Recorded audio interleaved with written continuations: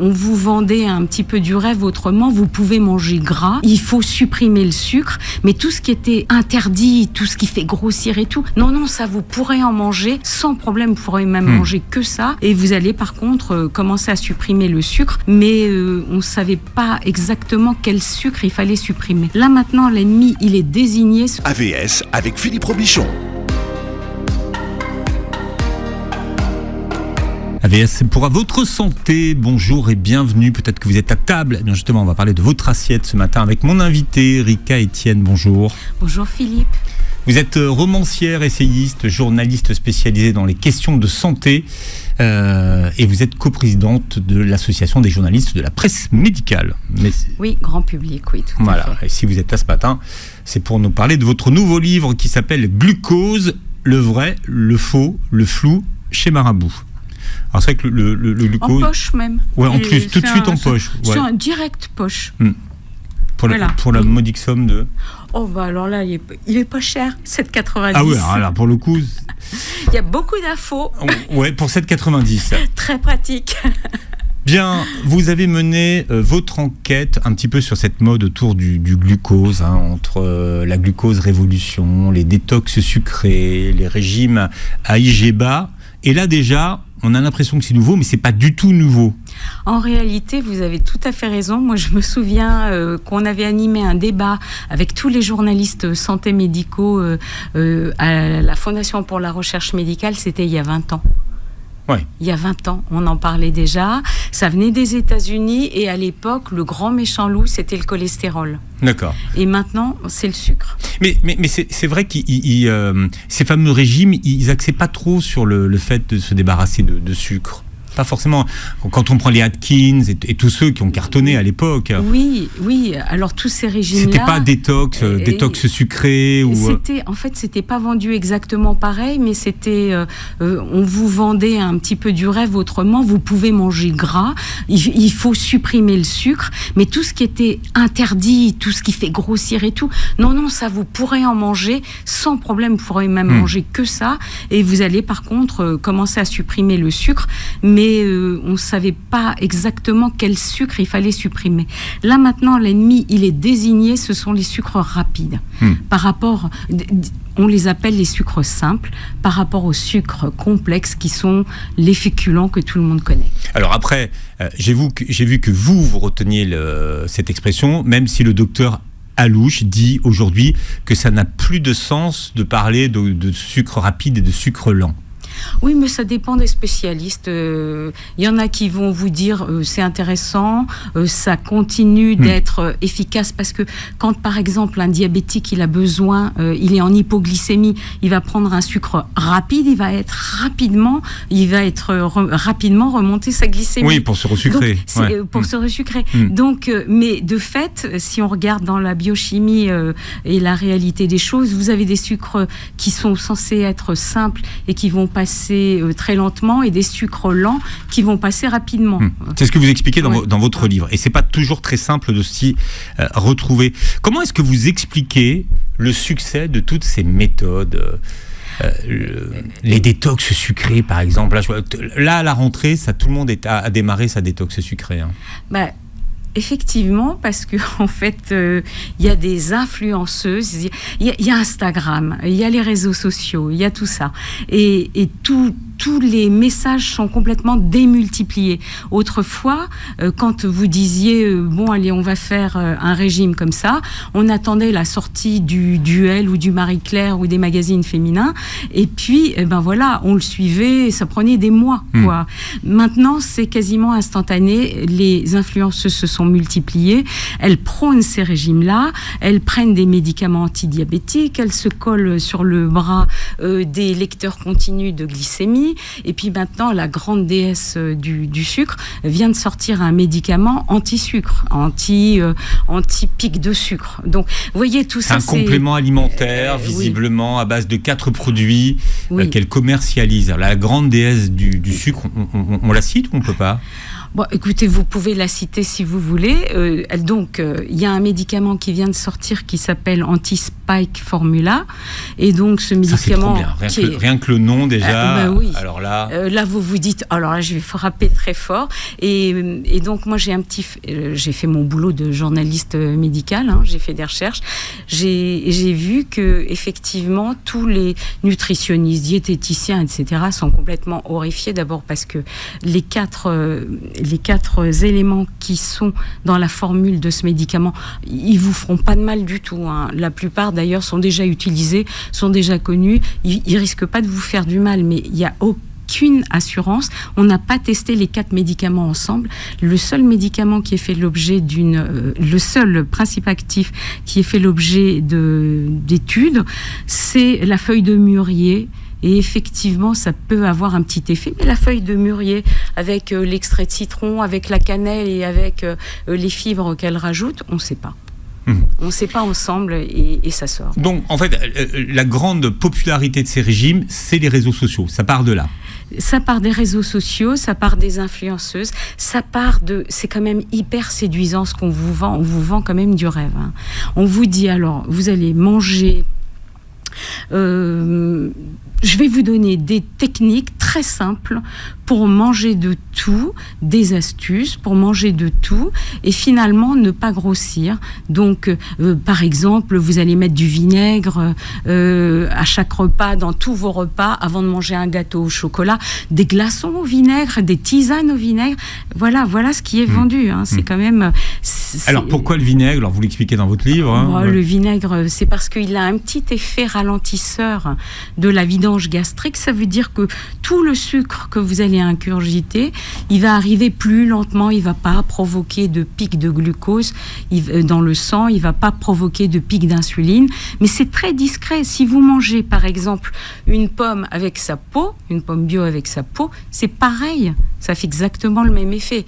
Si vous mangez des amandes, des noisettes, elles sont bourrées de fibres, c'est pareil, ça fait le même effet, c'est beaucoup moins cher que certains médicaments compléments alimentaires que vous allez pouvoir acheter pour cet effet-là. Alors, si on prend l'exemple du gâteau au chocolat que vous venez de citer, vous dites que, quitte à le manger, il faut le manger à la fin des repas, plutôt que de le manger avec un peu de vinaigre avant, en plein après-midi.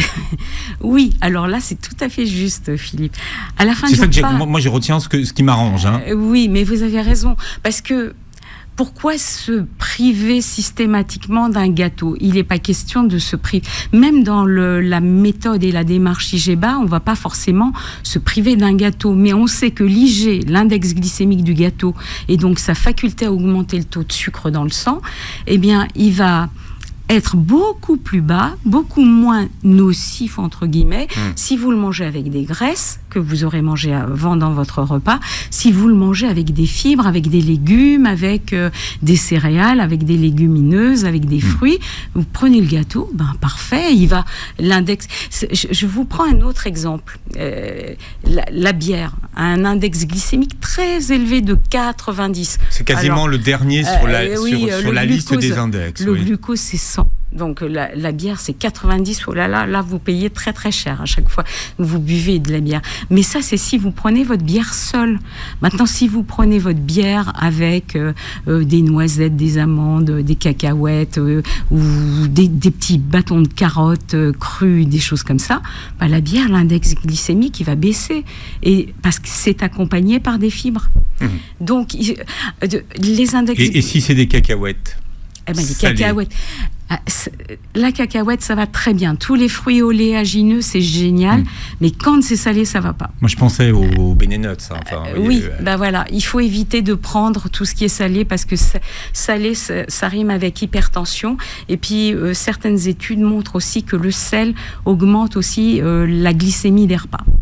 Donc, tout... Le sel. Oui, le sel. C'est ça qu'il faut comprendre. C'est pas parce que c'est sucré que ça augmente la glycémie, c'est que même salé, ça peut augmenter la glycémie. Alors oui, certaines études commencent à le montrer, donc à confirmer, mais voilà.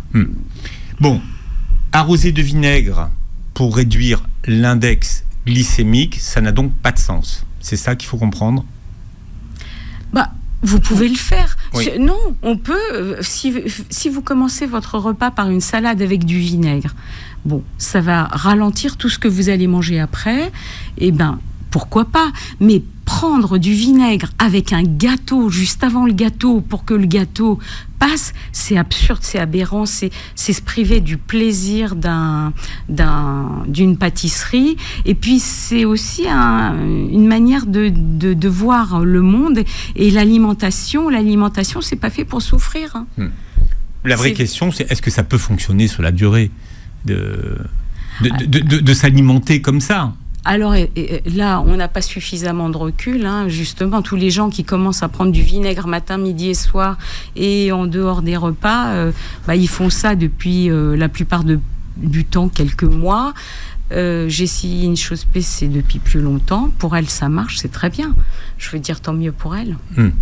Mais ça fait pas très longtemps non plus. Hein. Non, ça fait pas. Voilà, on n'a pas une décennie de recul sur le phénomène. Non, mais on a toujours su, là encore, c'est pas nouveau, on a toujours su que le vinaigre avait ce petit effet ralentisseur de la vidange gastrique. Vous savez, la vidange gastrique, tous les aliments que vous consommez, les aliments donc glucidiques, c'est ceux-là qui nous intéressent aujourd'hui, ils arrivent, ils passent par l'œsophage, ils arrivent dans l'estomac.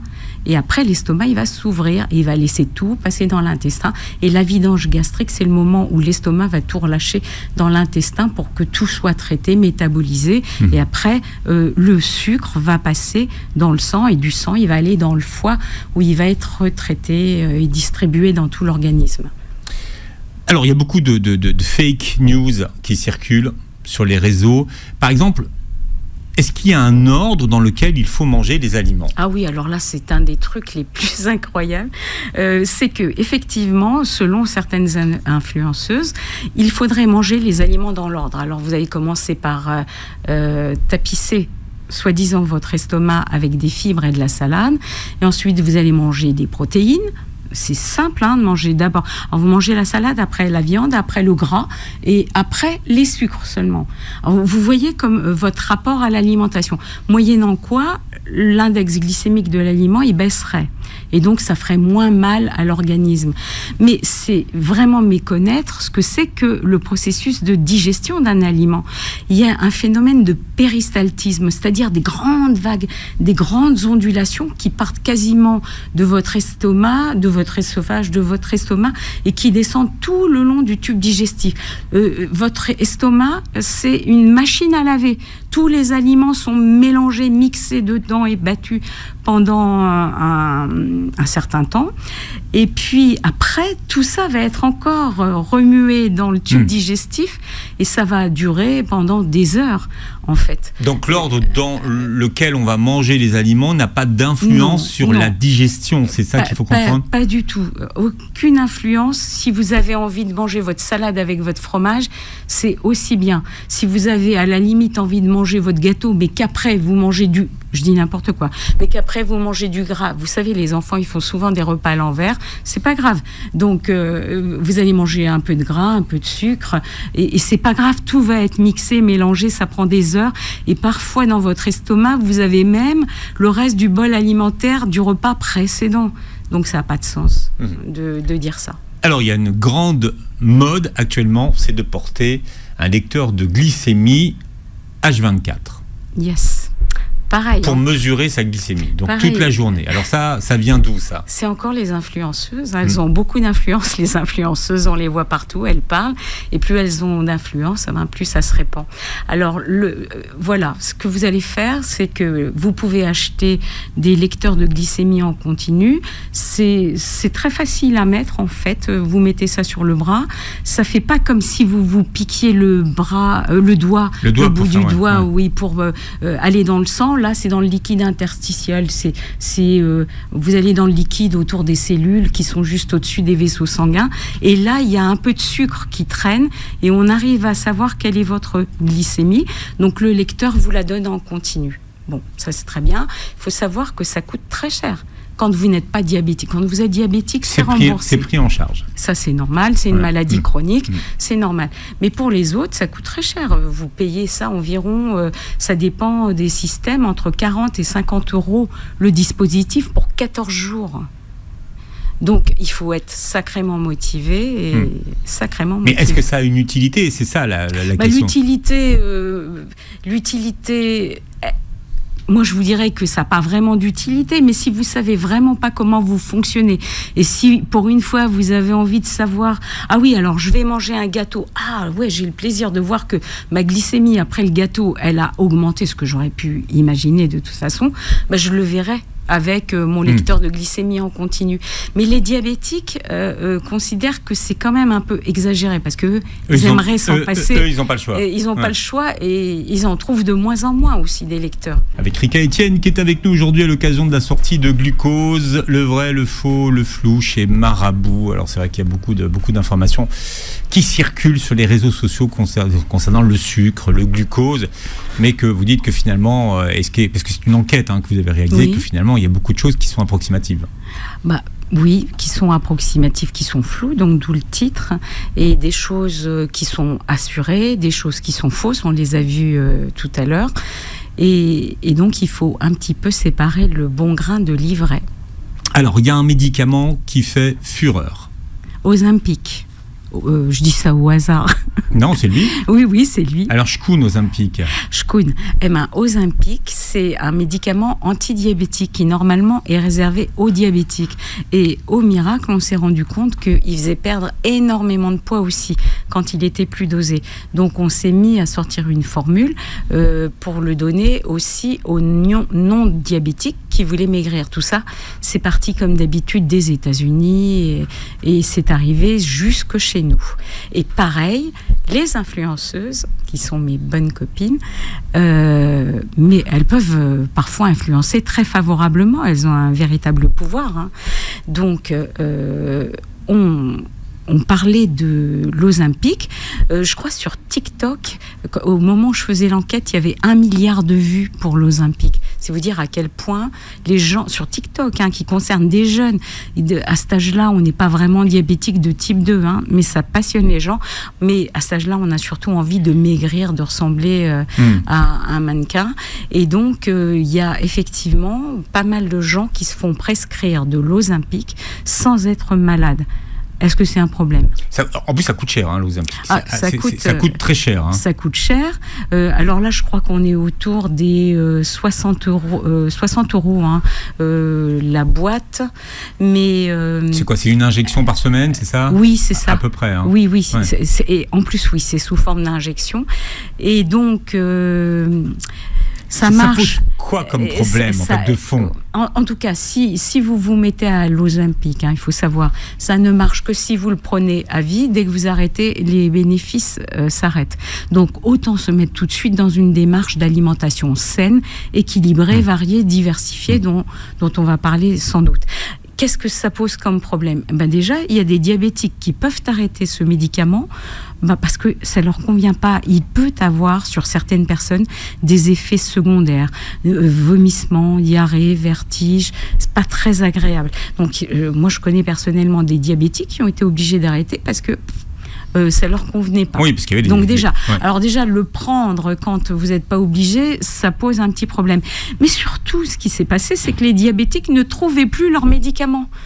Parce que ils faisaient fureur chez les non diabétiques et du coup là ça pose un sérieux problème éthique, on va dire. On le commande sur Internet aujourd'hui. Voilà, exactement. Commander sur Internet. Ouais, vous savez ça, tout. Ouais. Vous l'avez commandé ? Non, franchement, l'idée de me piquer dans le ventre, ça me... Je suis pas... Vous n'êtes pas femme, moi non plus. Non, pour perdre... alors peut-être que ça me ferait du bien, par contre. Non, surtout pas. Mais j'aime pas le fait de détourner une indication de médicament à des fins qui ne sont pas les indications. Et ça, moi, ça me gêne. En tout cas, si vous le faites, si vous voulez le faire parce que vous voulez vraiment maigrir, alors faites-le avec l'accompagnement d'un médecin. Parce que c'est quand même un médicament, si ça vous fait de l'effet, c'est parce qu'il y a un principe actif, et un principe actif, c'est pas neutre.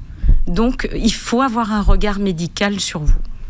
Qui vous accompagne. Ah oui, alors là, vous avez des vertiges, vous avez des nausées.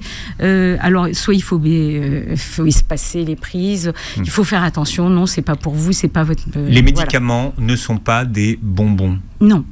Et surtout, faut être clair, et surtout les piqûres en plus. Là, c'est encore plus évident. Mais on le voit avec la metformine, c'est pareil. Oui. Elle a été détournée, le Mediator, c'est des médicaments qui ont été détournés de leur principe principal, justement pour faire maigrir. Exactement, ça a été le cas. Et après, on s'est rendu compte que ces médicaments-là provoquaient de l'hypertension, de l'hypertension artérielle pulmonaire très grave. Et les gens se retrouvaient avec des insuffisances respiratoires gravissimes, voire mortelles. On n'en est pas du tout là avec nos impiques. Non, mais ce qui veut dire, c'est qu'on ne sait pas. Je ne veux pas dire ça du tout. Mais c'est qu'on n'a pas de recul, en fait, aujourd'hui. Voilà, enfin, je ne sais pas de combien il recule, quelques années à peine, là, pour le moment. Mais moi, je pense que c'est un médicament sur prescription médicale. Et le diabète, c'est une maladie sérieuse. C'est une maladie avec des complications sérieuses. Et il faut voir le rapport bénéfice-risque. Si le bénéfice est supérieur au risque, alors là, prenez le médicament en toute confiance et avec l'accompagnement de votre médecin. Maintenant, si le bénéfice est inférieur ou vous avez des risques et vous savez pas... vous n'êtes pas diabétique, donc le risque, il est plus tout à fait à évaluer de la même manière. Donc voilà, c'est ça que je voulais dire. Le message que vous voulez faire passer. Oui. Qu'est-ce qu'on sait du fait de supprimer tous les sucres de l'alimentation? Que disent les études? Est-ce qu'il y a un risque?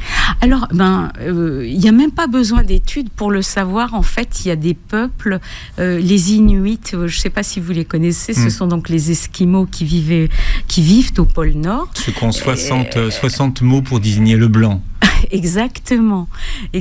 Donc, le peuple Inuit, lui, il a quasiment supprimé. Il avait du temps avant que l'industrialisation les rattrape et qu'ils aient accès à des supermarchés. Ces gens-là mangeaient les produits de leur pêche.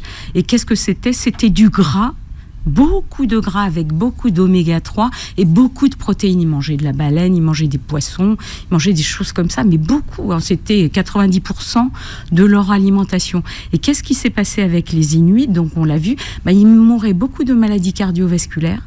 Trop de gras et trop de protéines, ça fait de l'inflammation. C'est dangereux pour la santé de manger trop de protéines. Et nous, on n'est pas des Inuits, mais si vous mangez 2 fois par jour de la viande, c'est inflammatoire. C'est pas bon pour votre organisme. Donc les Inuits, ils nous ont montré que même avec des bonnes protéines, entre guillemets, des bonnes graisses, c'était des oméga 3, il faut respecter l'équilibre alimentaire. Tout est là-dedans. L'équilibre alimentaire, c'est quoi?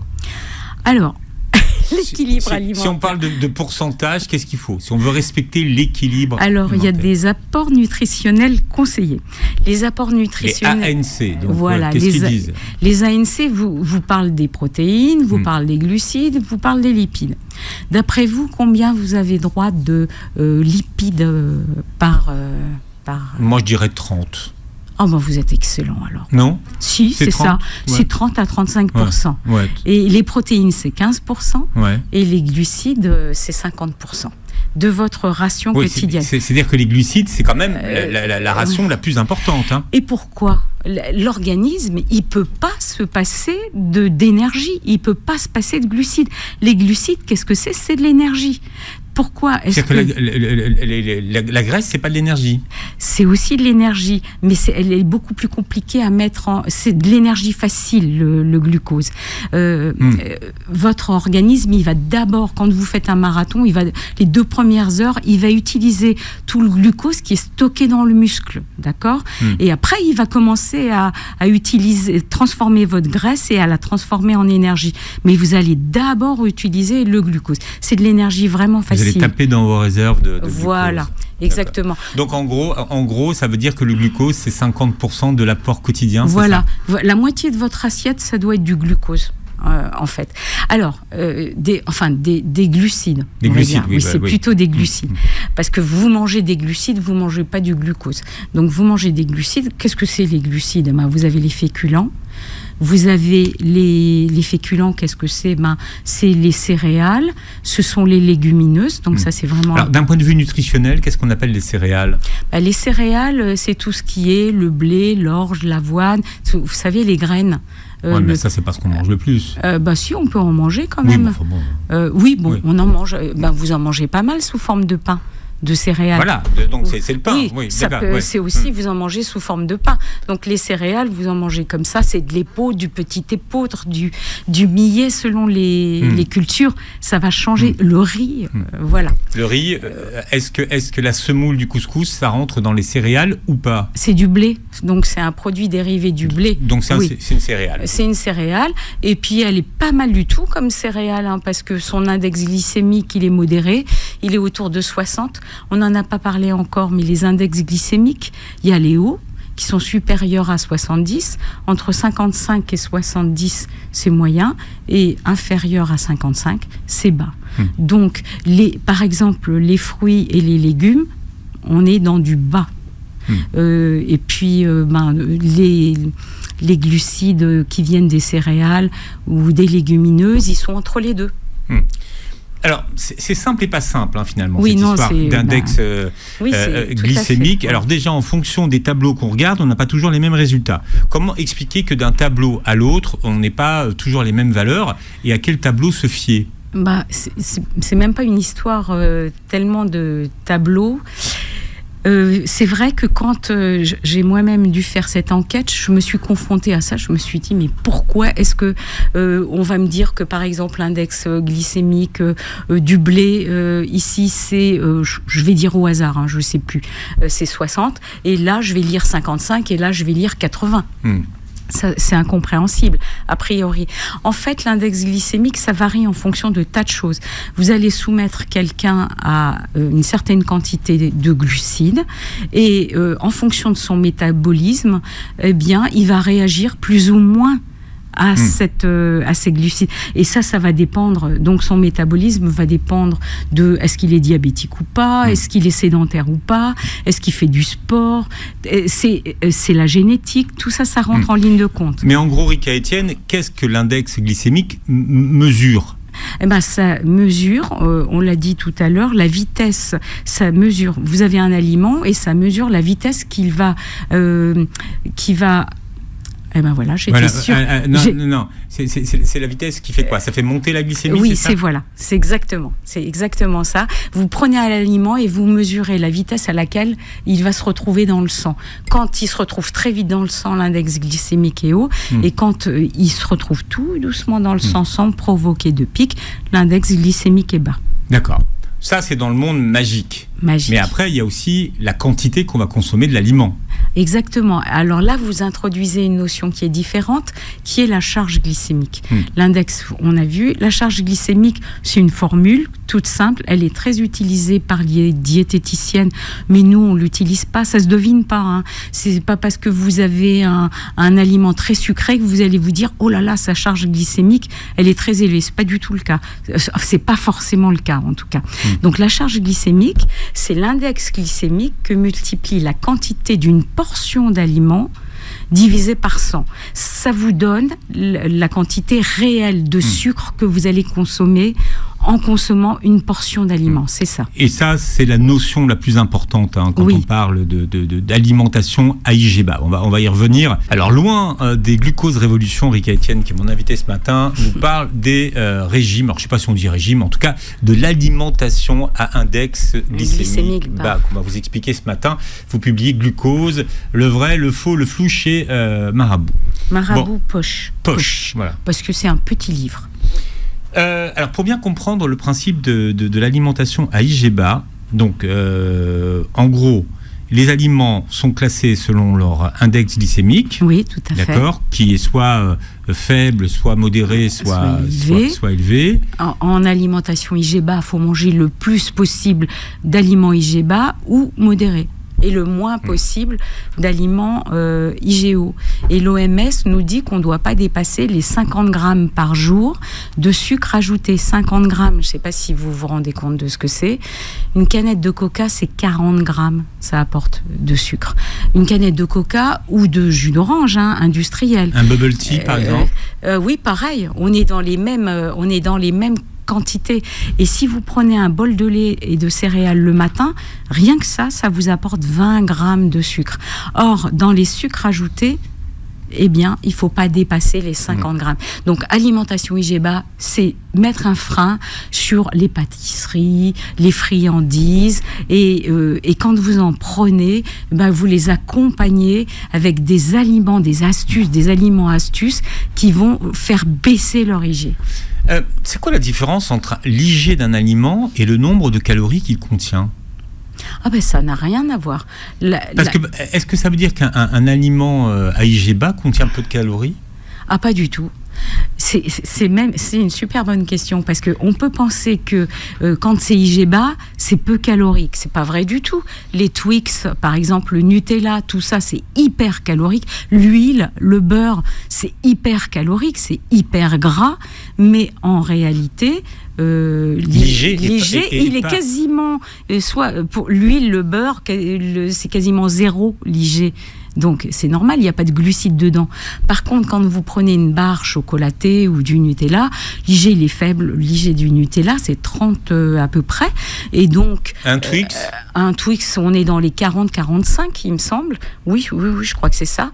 Donc un Snickers, c'est mieux. Oui, c'est pareil. Non, je sais pas. Mais pourquoi donc il faut pas en abuser, parce que c'est pas parce que vous avez un IG faible, donc vous allez vous dire je vais l'intégrer dans mon... Si vous voulez maigrir avec votre régime IG bas, c'est sûrement pas ça qu'il faut manger. Maintenant, si vous voulez vous faire un petit plaisir, mangez votre Twix en dessert, après avoir mangé des fibres, après avoir mangé des protéines, ça va ralentir le passage du sucre dans le sang, et l'IG va être abaissé. Donc voilà. Alors après, sur les fibres, il y a des notions à comprendre. Il y a les fibres solubles et insolubles. De toute façon, vous pouvez comprendre ou pas. Ce qu'il faut retenir, c'est que votre flore, elle a besoin de fibres. On dit qu'il faudrait manger 25 à 30 grammes de fibres par jour. Alors vous les trouvez pareil dans les légumineuses, dans les céréales, dans les fruits, dans les légumes. Pourquoi est-ce qu'il faut manger ces fibres ? Eh bien, quand elles sont solubles, elles vont nourrir votre flore, et elles vont faire que vous avez une bonne flore intestinale. Et si vous avez une bonne flore, vous avez une bonne santé, et vous avez moins de diabète, et vous avez moins de résistance à l'insuline. Et puis, et tout ce qui est insoluble, et pas digéré par la flore, va transiter dans le tube digestif et va se retrouver à la sortie. Mais qu'est-ce qu'il aura fait entre-temps ? Il aura assuré un bon transit, car si vous buvez en même temps, vous gonflez vos fibres, tout ça ressort avec un excellent transit, et vous portez bien. Donc vos fibres, elles sont contentes quand vos flores, elles sont contentes quand vous mangez des fibres régulièrement. Et les fibres, on les trouve où alors ? Beaucoup dans les légumes. Attendez, alors là, je crois que j'ai un tableau pour ça dans mon livre. Ouais. Les aliments les plus riches en fibres solubles. Alors, je commence par quoi ? Les légumineuses, c'est surtout les haricots blancs et rouges. Si vous êtes intéressé par les céréales, c'est surtout l'avoine. Par les légumes, alors la courgette, carotte, artichaut, pommes de terre, ail. Et les fruits, carotte, IGO. Carotte, cuite. Carotte cuite, IGO. IGO, mais la charge... Index glycémique haut. Oui, mais la charge glycémique est faible. Donc... Vous m'expliquez ? Je vous ai déjà expliqué, on recommence. Non, j'arrive pas à comprendre comment un aliment qui a un index glycémique haut peut se retrouver avec une charge glycémique basse. Bon, alors... C'est parce que vous n'allez pas la manger seule ? Non, ce qu'il y a, tout dépend de la quantité que vous allez absorber. En fait, quand vous faites l'index glycémique, vous le calculez avec 50 grammes de glucides.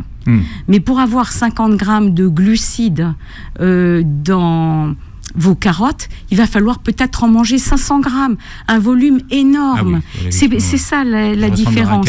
Donc finalement, votre charge glycémique, elle reflète la quantité réelle de glucides que vous allez absorber dans un aliment. Voilà. C'est ça que ça reflète. Donc c'est ça. C'est pas parce que l'IG est bas de toute façon qu'il faut se goinfrer d'un aliment quel qu'il soit. Exactement. Faut pas se charger en brocoli par exemple. Non. Parce que là, les brocolis, vous pouvez y aller à fond, parce que c'est pas du gras, c'est de la fibre, c'est des vitamines, des antioxydants, c'est que du bon. Alors, si vous avez envie de vous remplir un peu l'estomac, tenir au ventre, vous allez manger des légumes. Les légumes, on va jamais restreindre les légumes. Les fruits, on va en manger tous les jours également et on peut en manger 2 à 3, voire 4. Après, il y a un débat sur le fructose. Oui, tout à fait. Bon, si vous voulez, on en parle après. Non, mais il y a un débat sur le fructose des fruits. Est-ce que c'est à volonté ou est-ce que c'est pas à volonté? Voilà, exactement. Alors moi, j'ai rencontré, pour écrire ce livre, j'ai quand même interviewé des scientifiques. J'ai pas fait ça toute seule en allant regarder sur Internet. J'ai interviewé des scientifiques. Ils n'étaient pas toujours d'accord. Il y a eu polémique, notamment sur les fruits. Il y en a qui me disaient, les fruits, c'est à volonté, c'est tellement bon, c'est bourré de fibres, c'est bourré d'antioxydants, c'est bourré de bonnes choses. Vous y allez, même s'il y a du fructose, c'est pas grave, vous pouvez y aller. Et il y en a d'autres qui disaient, attention, les fruits, si vous en mangez une cagette, bon, c'est normal, mais si vous mangez une cagette de fruits, vous allez grossir. Donc, et puis, ça peut surcharger votre foie en fructose. Alors, j'avoue que dans le doute, je me dis maximum 2, 3, voire 4 par jour, c'est bien. Et même le diabétologue que j'ai interviewé m'a signalé une étude, donc c'est Fabrice Bonnet, m'a signalé une étude où des diabétiques... C'est le breton, non? Oui, tout à fait. Breton, ouais. Quelqu'un de très sympathique. M'a signalé une étude où on pouvait manger jusqu'à 4 ou 5 fruits par jour quand on était diabétique et ils n'avaient pas de problème. C'était pas un problème pour eux. D'accord. Donc, vous voyez... Oui. C'est après, compliqué. Le fructose est un problème quand il est industriel. Exactement. Puisque le fructose, c'est le fruit qui est utilisé par les industriels. Le fructose, c'est celui qui fait le plus... Tout à l'heure, on n'en a peut-être pas assez parlé, mais en fait, quand vous stockez du sucre, c'est très bien, il est stocké dans vos muscles, il est stocké dans votre foie sous forme de glycogène, il ne fait pas grossir celui-là, et vous le ressortez quand vous avez besoin d'énergie. Mais tout ce qui est en excès, et le fructose, il est très souvent amené en excès, il est transformé très rapidement sous forme de graisse. Quand vous mangez du fructose dans les plats cuisinés, notamment, il y en a énormément, mais vous en avez aussi, par exemple, dans le pain de mie, énormément de fructose. Tout ce qui est industriel, tout ça, c'est sucré, vous vous en rendez pas compte. Et vous en avez dans les jus de fruits, enfin, c'est colossal. Donc, quand vous multipliez ces sources de fructose, eh bien, indirectement, vous allez augmenter l'inflammation, vous allez augmenter le diabète, vous allez augmenter, ou des états prédiabétiques, vous allez augmenter le stockage des graisses. Et quand vous stockez des graisses, comme je vous le disais, ça crée un état inflammatoire. Et l'inflammation, c'est pas bon pour l'organisme parce que vous sécrétez des substances qui entretiennent l'inflammation. Ça va dans tous les vaisseaux et votre organisme fonctionne moins bien. Alors, des trucs pour faire baisser les index glycémiques des aliments, Rita Etienne. C'est intéressant ça, de savoir ça. Parce que tout à l'heure, je vous parlais de la bière. Et je vous disais, si vous la mangez avec... si vous la buvez, la bière, pourquoi j'ai fait ce lapsus? En fait, la bière, c'est du pain liquide. C'est vraiment une céréale avec de l'eau et de la levure. C'est ça, la bière. Donc, c'est pour ça que l'index glycémique, il est de 90. Donc, pour le faire baisser, vous pouvez prendre des cacahuètes, des amandes, des noisettes non salées de préférence, vraiment, ou des crudités, ça c'est très bien, des petits bâtonnets. Mais vous pouvez aussi... Donc ça, c'est associer les aliments. Vous les enrobez et du coup, ils vont ralentir, ils vont passer moins vite dans le sang. Il y aura moins de pics de de la glycémie et moins de pics d'insuline. Vous pouvez aussi manger avec des fibres. Vous pouvez rajouter du son dans vos salades, par exemple. Vous pouvez saupoudrer vos salades de noisettes pilées ou vos soupes de noisettes pilées. Pourquoi je vous parle souvent des noisettes et des amandes, etc. Parce que c'est bourré de fibres. Ça apporte énormément de fibres. Donc c'est intéressant. Si on veut manger des pâtes, par exemple, les pâtes, pour mauvaise réputation au niveau de l'index glycémique. Alors déjà, quel type de pâtes choisir? Déjà, il vaut mieux choisir les complètes. Vraiment les complètes. Si vous voulez avoir une alimentation saine, IGBA, faut passer au complet. C'est-à-dire on abandonne tout ce qui est raffiné, qui est débarrassé des fibres, et on garde tout ce qui est enrichi en fibres, ou alors il faut manger des pâtes aux œufs, et encore mieux des pâtes complètes aux œufs ou semi-complètes. Et alors, on ne vous demande pas de révolutionner vos placards et de tout jeter. petit à petit, vous allez mélanger le blanc avec le brun, et puis plus ça va aller, plus, une fois que le placard est vide, vous mangez. Mais pour couper l'index glycémique des pâtes, par exemple. Pour couper l'index glycémique des pâtes, il y a plusieurs solutions. Soit vous le mangez avec un peu de fromage, le gras que vous allez rajouter. Le gras, ça va faire que la vidange gastrique va être ralentie, ça va passer plus lentement. Vous pouvez également manger ça avec des légumes, de la sauce tomate, voilà, mais maison, évidemment, des petits oignons, de la sauce tomate maison.